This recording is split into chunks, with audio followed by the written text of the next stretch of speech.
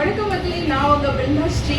ரொம்ப டயர்டா இப்பதான் வந்து வீடு வீடா வந்துட்டு கேன்வாசிங் போயிட்டு டிவி கேக்கு வந்து ஓட்டு கேட்டுட்டு வந்திருக்கோம். ரொம்ப டயர்டா தான் இருப்பேன், நீங்க அதை வந்து பார்த்தாலே தெரியும் அப்படின்னு நினைக்கிறேன். ஆனா ஒரு சந்தோஷமான செய்தியோட வந்திருக்கேன். அது என்ன அப்படின்னு பாத்தீங்கன்னா, நம்ம தளபதி அண்ணா வெளியிட்ட புத்தகம், அதாவது இந்த அறிக்கை தான்.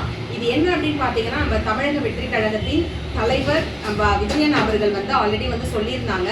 அவங்க வந்து ஒரு குறிப்பிட்ட அறிக்கை மட்டும் தான் அறிவிச்சிருந்தாங்க. மீதி உள்ளது எல்லாமே வந்து நாங்கள் அஃபிஷியல் வெப்சைட்ல வந்து போடுறோம் அப்படின்னு சொல்லியிருந்தாங்க. அந்த அஃபிஷியல் வெப்சைட்ல போட்டதை வந்துட்டு அவங்க எல்லாமே வந்து இமேஜா போட்டிருக்காங்க. அதாவது பெண்கள் நலத்துக்கு என்ன பண்றாங்க, மகளிருக்கு என்ன பண்றாங்க, அடுத்தது காவல்துறைக்கு என்ன பண்றாங்க அப்படின்னு சொல்லிட்டு எல்லாத்துக்குமே வந்து செப்பரேட்டா போட்டிருந்தாங்க. நீங்களும் வந்து கண்டிப்பா நீங்க போய் பாருங்க. ஆனா இப்ப அதை விட ஒரு முக்கியமான விஷயம் என்ன அப்படின்னா, நான் அந்த எல்லா இமேஜையுமே எடுத்து ரொம்ப ஹார்ட் ஒர்க் பண்ணி அப்படியே பிடிஎஃப் மாதிரி கொடுத்து ஒரு புக்லெட் மாதிரியே வந்து நான் ரெடி பண்ணிட்டேன். எனக்கு இதுல நான் ப்ரிப்பேர் பண்ணது வந்து ரொம்ப சந்தோஷம். இது ஆல்மோஸ்ட் வந்து ஒரு 105 பேஜ் வந்து இருக்கும். இதை வச்சு மக்கள்கிட்டயே வந்து நிறைய கேள்வி கேட்கலாம்னு நினைச்சேன். பார்ப்போம் அடுத்த வீடியோல. நீங்க வேணா ஒரு நம்பர் சொல்லுங்க, அந்த நம்பருக்கு போயிட்டு அந்த பேஜ்ல என்ன இருக்கு அப்படின்றத வந்து நம்ம பார்க்கலாம்.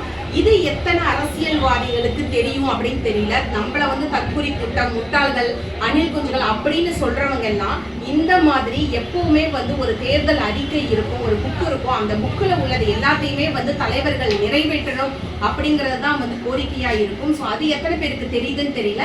இப்போ இதை வந்து நான் ரெடி பண்ணிட்டேன். இதை வந்து என்னுடைய பல்லாவரம் தொகுதி வேட்பாளர் ஜே காமாட்சி கல்வி வளல் அவங்களுக்கு நான் இதை வந்து கொடுக்க போறேன். எனக்கும் ரொம்ப சந்தோஷம் மக்களே. கண்டிப்பா தொடர்ந்து இதை பத்தி ஃபுல்லா தெரிஞ்சுக்கணும்னா என்னை ஃபாலோ பண்ணி வச்சுக்கோங்க.